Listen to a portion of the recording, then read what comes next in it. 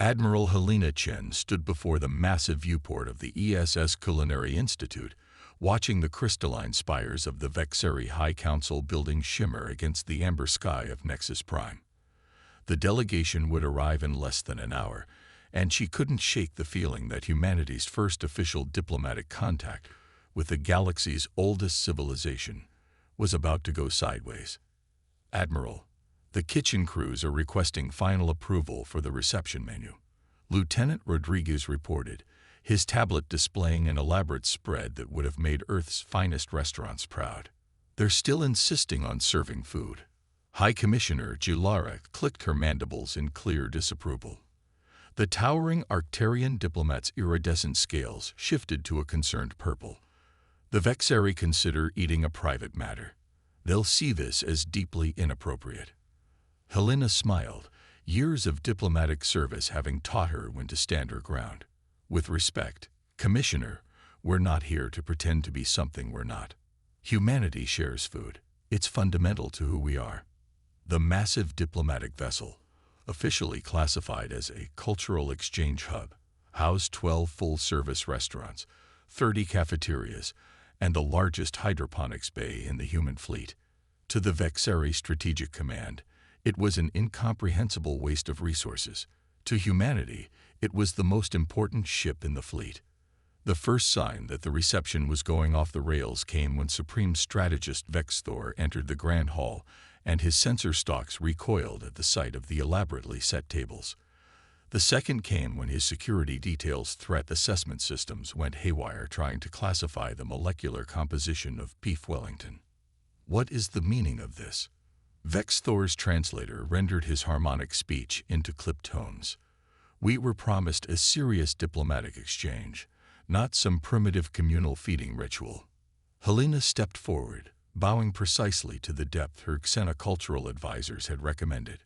"Supreme Strategist, on behalf of Earth and her colonies, we welcome you with our highest expression of respect and friendship, a sharing of food prepared by our finest culinary artists."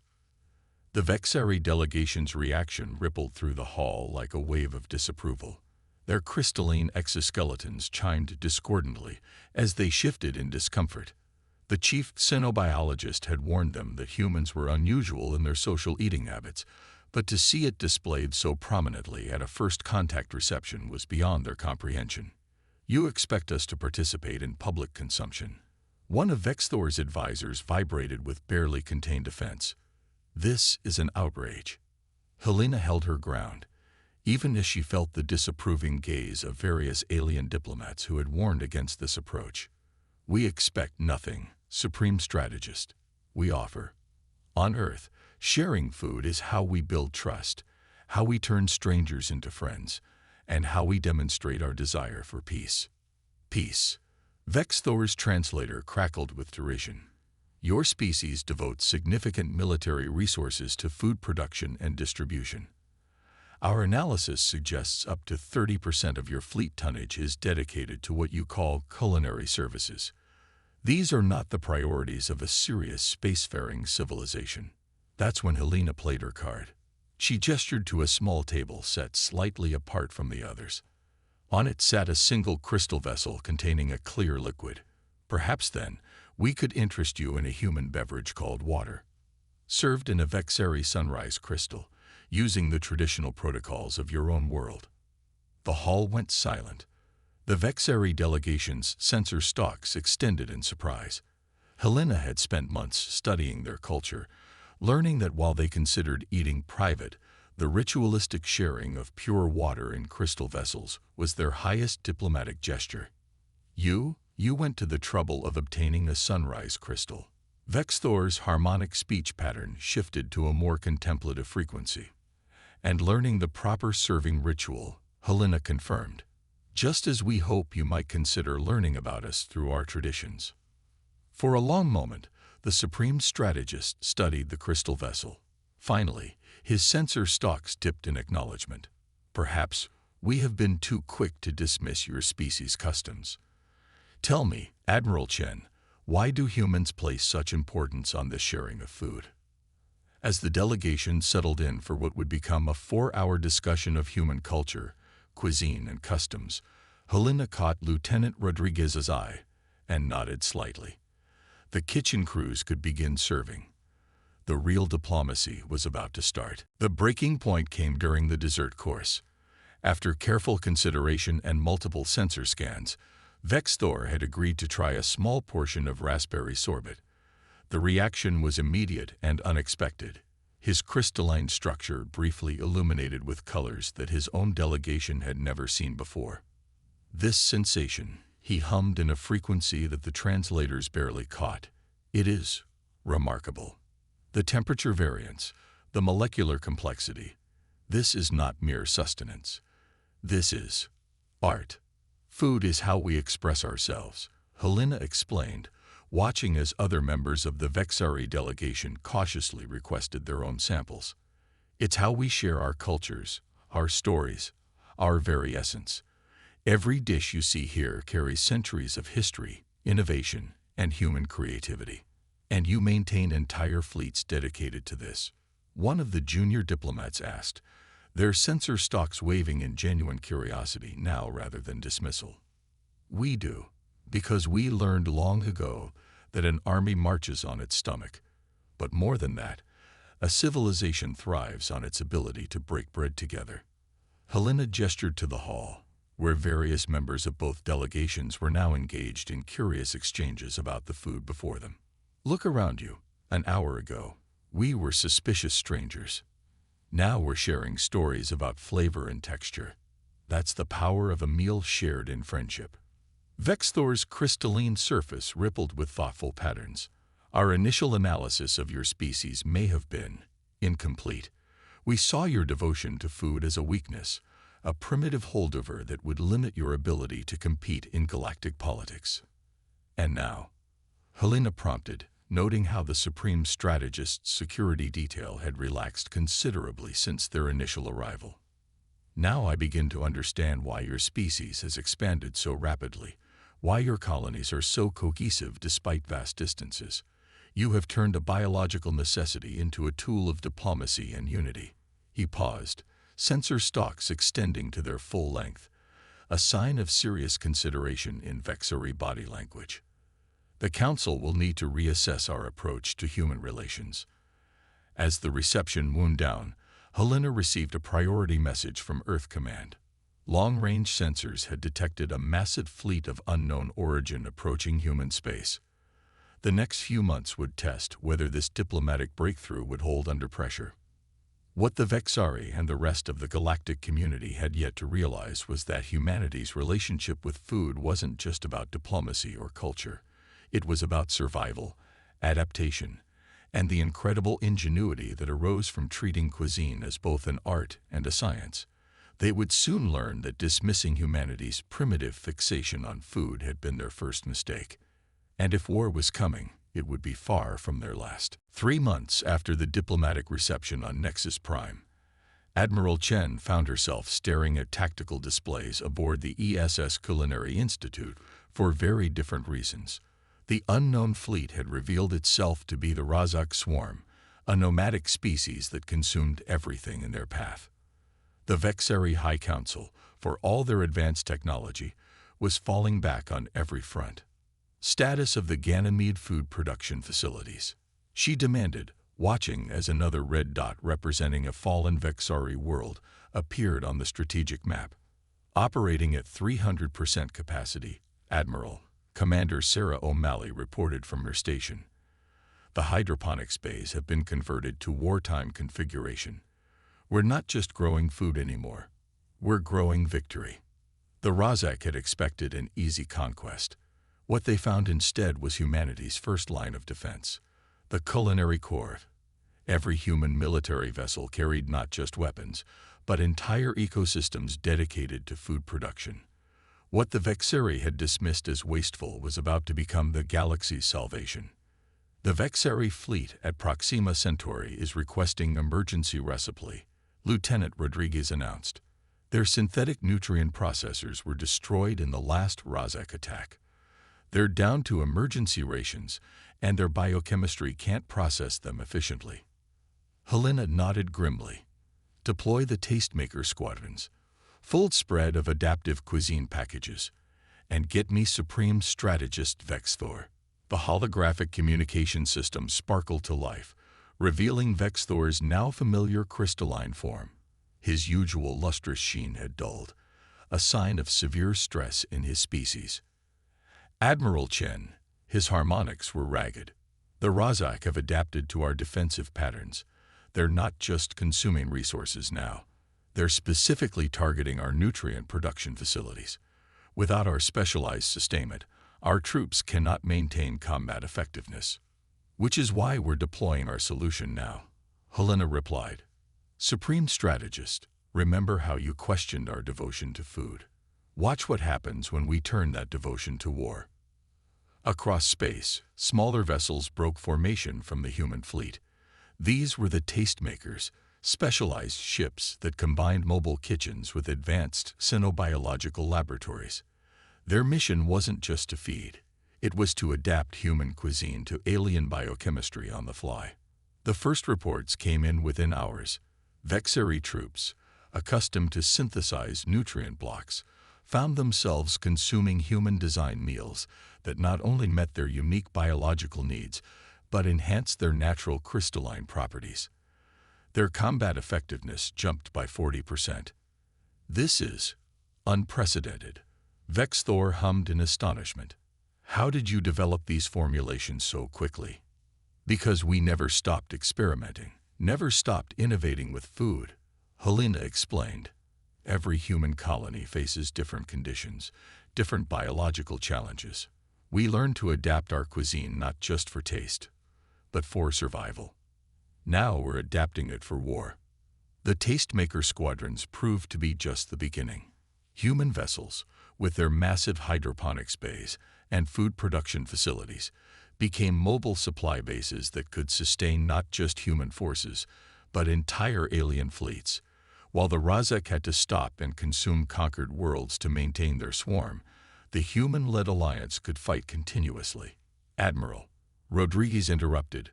We're receiving reports from the front. The Razak are pulling back from Proxima Centauri.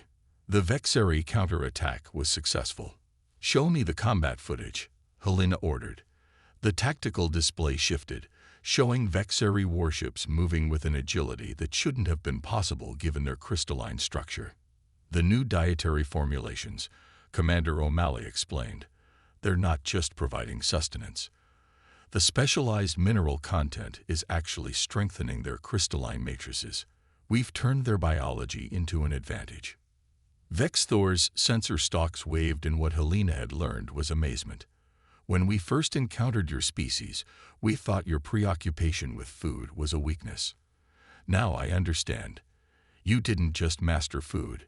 You mastered biological adaptation itself. The tactical displays told the story. Where the Razak had expected to find divided forces weakened by supply line disruption, they instead found an alliance strengthened by humanity's mobile food production and adaptation capabilities.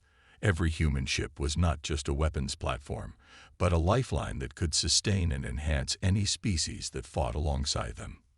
Sir, Rodriguez called out, the Arcturian fleet is requesting to join the alliance. They've seen what our Tastemakers did for the Vexeri forces. Helena smiled. High Commissioner J. Lara had been right at that first reception. The Vexeri did consider eating a private matter, but war had a way of changing priorities. Now, the very thing they had dismissed as primitive was becoming the foundation of the greatest military alliance the galaxy had ever seen.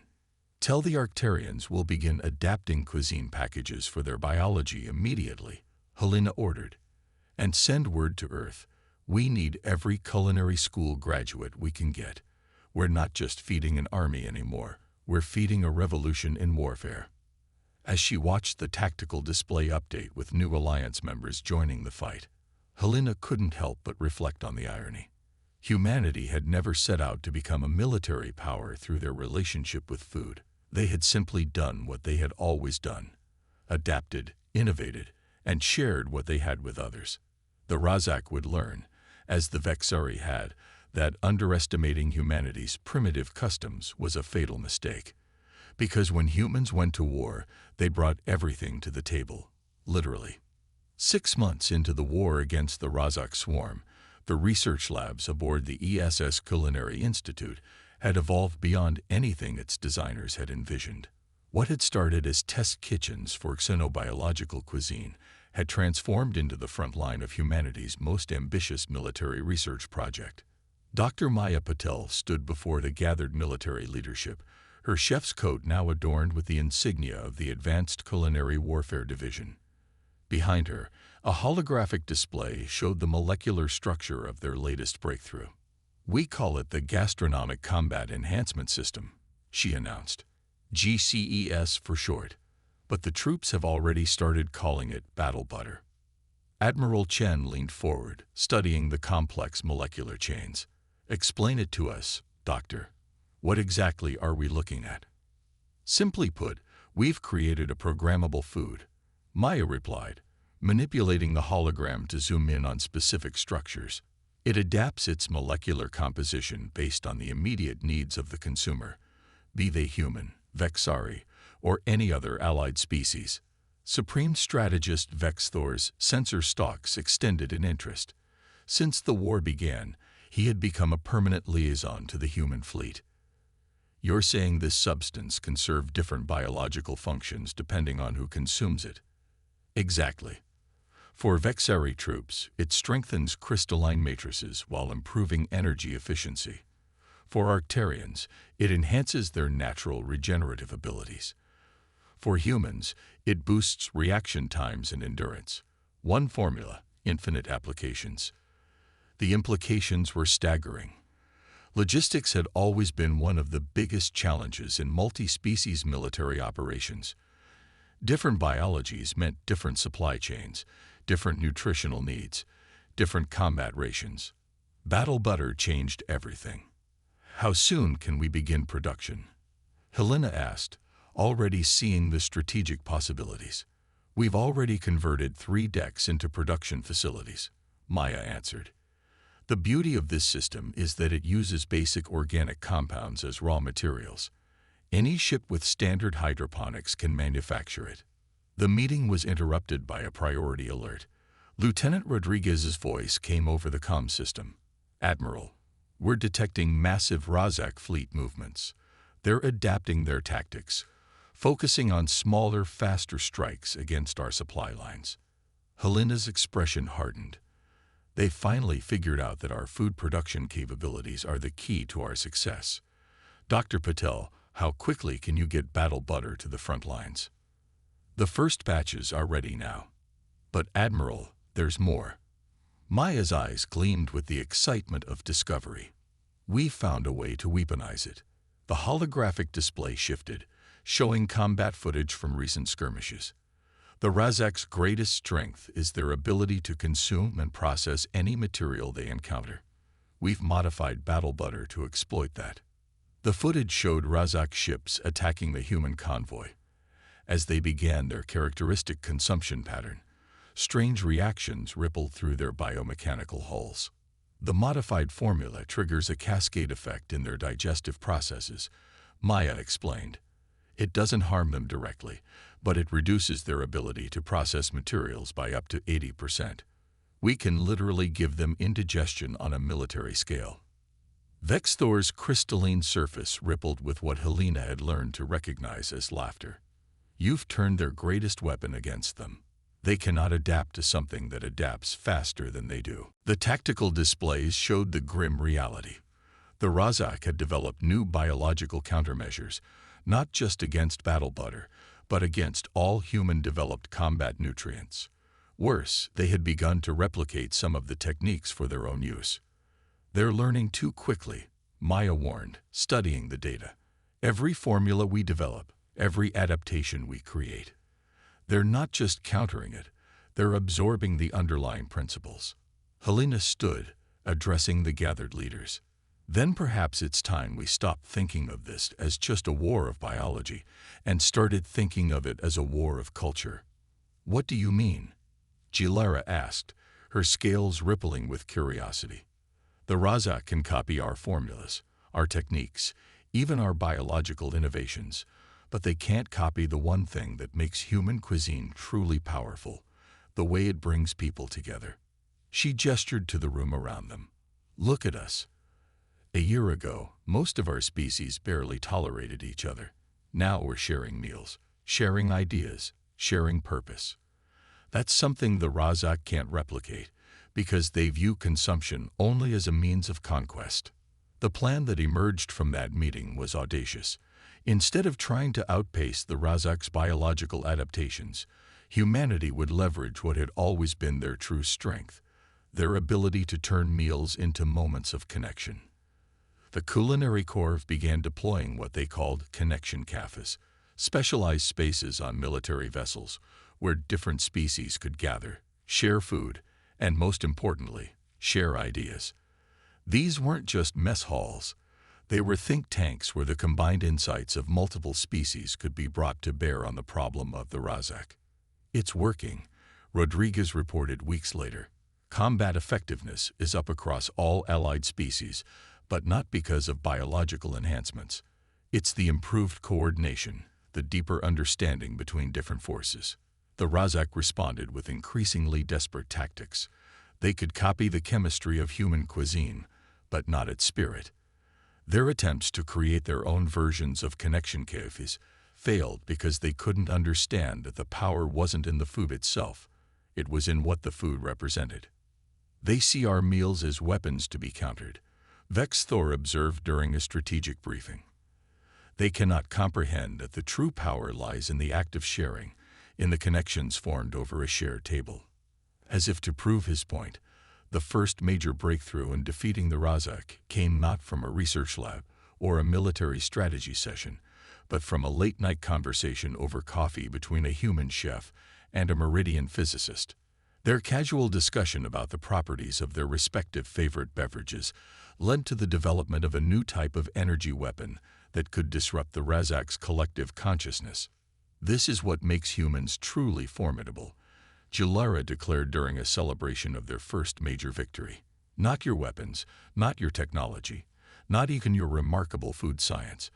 It's your ability to turn every meal into an opportunity for connection, for innovation, for understanding. Helena looked around the mess hall, now filled with dozens of species sharing meals and ideas freely. Maybe that's what the Razak fear most about us. Not our ability to fight them, but our ability to bring others together against them.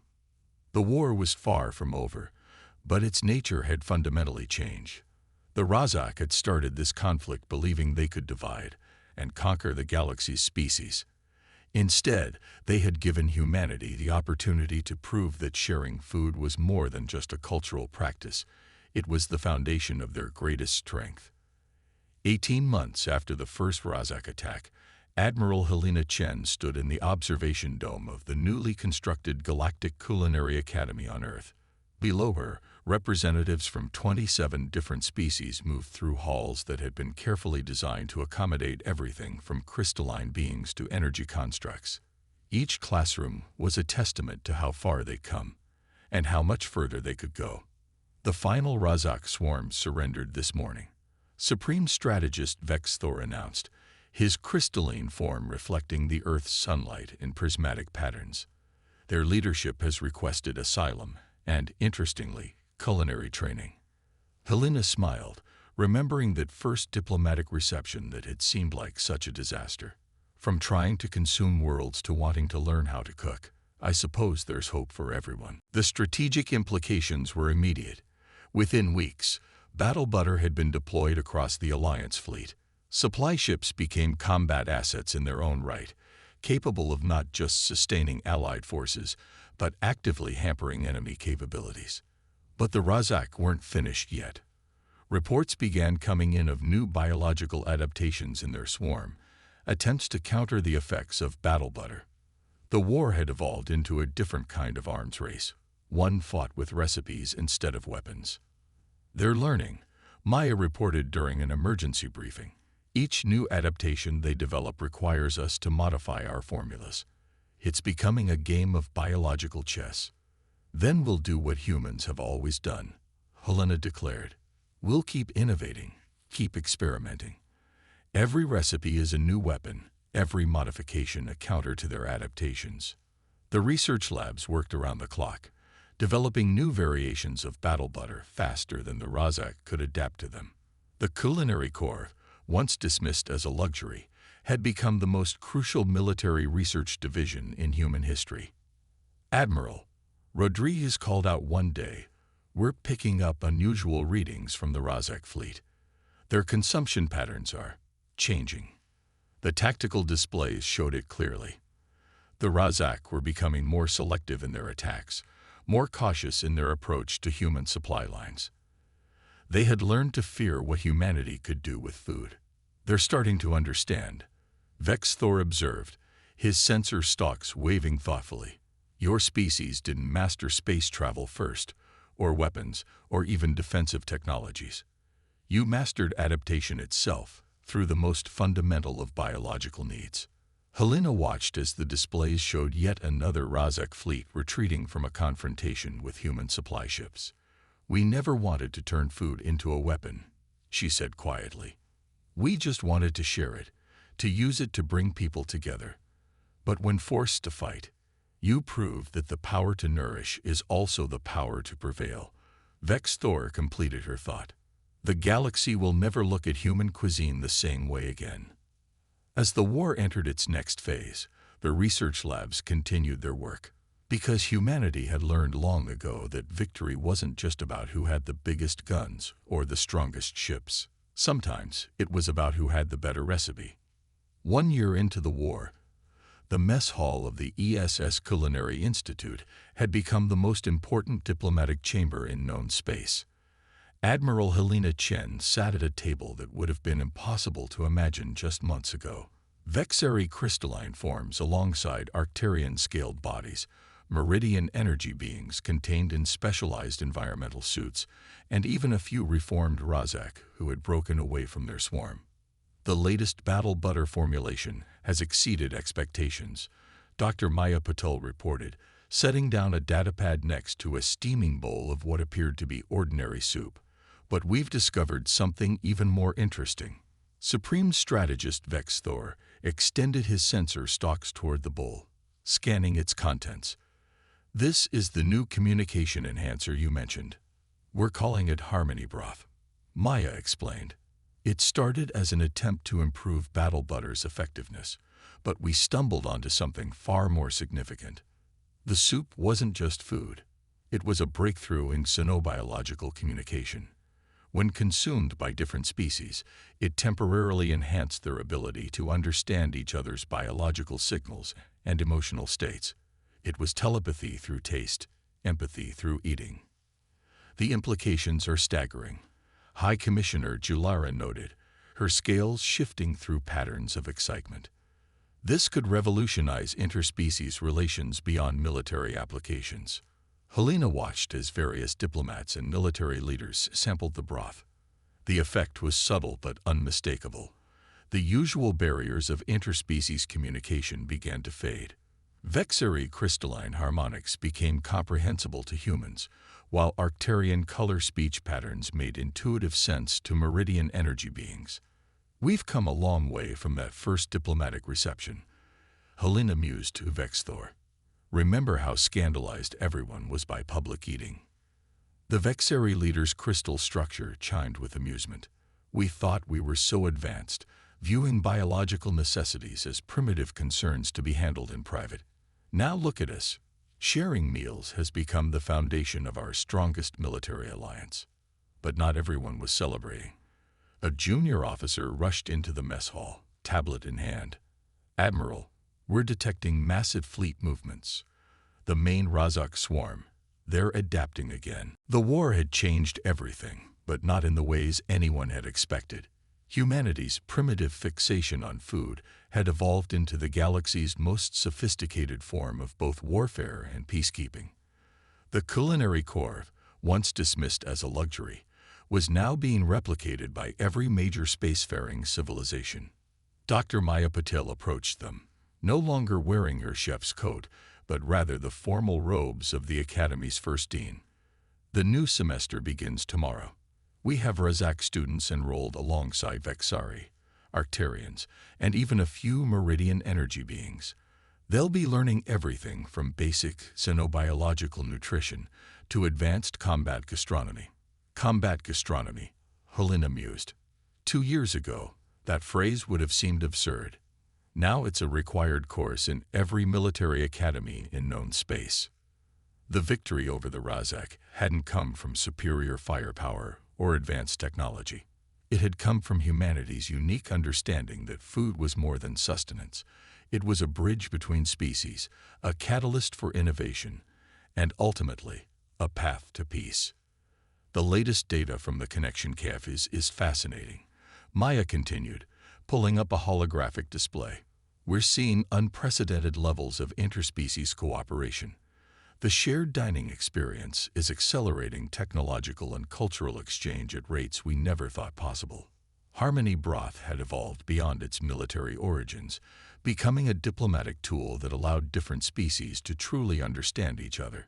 Battle butter had spawned an entire field of adaptive cuisine, leading to breakthroughs in medicine and biotechnology. High Commissioner Jilara joined them, her scales now permanently decorated with the symbols of the culinary court. The Arcturian High Council has approved the construction of our own branch of the Academy. We finally understand what you humans knew all along, that sharing food is about more than just nutrition. It's about trust, Helena added, about showing others that you're willing to share your resources, your culture, your very essence with them. The observation dome filled with light as Earth's sun began to set, casting golden rays across the Academy's sprawling campus. In one courtyard, a former Razak drone was learning the art of human baking alongside a young Vexeri crystalline. In another, Arcturian scientists were collaborating with human chefs to develop new forms of sustainable food production. We're receiving requests from unexplored regions of space, Vexthor reported, his sensor stalks waving with amusement. Species we've never encountered have heard about Earth's food magic and want to establish diplomatic relations. They specifically request that first contact be made through shared meals. Helena couldn't help but laugh. Remember when you thought our food-centered ships were a sign of primitive resource allocation? I remember thinking your species would never survive in the broader galaxy, Vexthor admitted. I could not have been more wrong. You didn't just survive. You transformed how the galaxy thinks about food, about warfare, about diplomacy itself. The Academy stood as a symbol of that transformation. Every classroom, every laboratory, every dining hall was designed to bring different species together, to continue the revolution that had begun in the mess hall of the ESS Culinary Institute. The Razak taught us something too, Maya reflected. They showed us that consumption without connection, taking without sharing, leads only to endless hunger. Real strength comes from what we create together, what we share, what we build. As night fell over the Academy, lights began to come on in the various dining halls. The sounds of different species sharing meals, sharing stories, and sharing dreams filled the air. What had started as humanity's supposed weakness had become the galaxy's greatest strength. So what's next? Jilara asked, watching as a group of students from 6 different species collaborated on a new recipe in one of the teaching kitchens. Helena smiled, thinking of all the possibilities that lay ahead. We keep cooking. We keep sharing. We keep bringing people together. Because that's what humans do. We turn strangers into friends, one meal at a time. The war was over, but humanity's real contribution to galactic civilization was just beginning. They had proved that the most powerful force in the universe wasn't weapons or technology, or even the ability to consume worlds. It was the simple act of sharing food with others, of turning the basic need for sustenance into an opportunity for connection.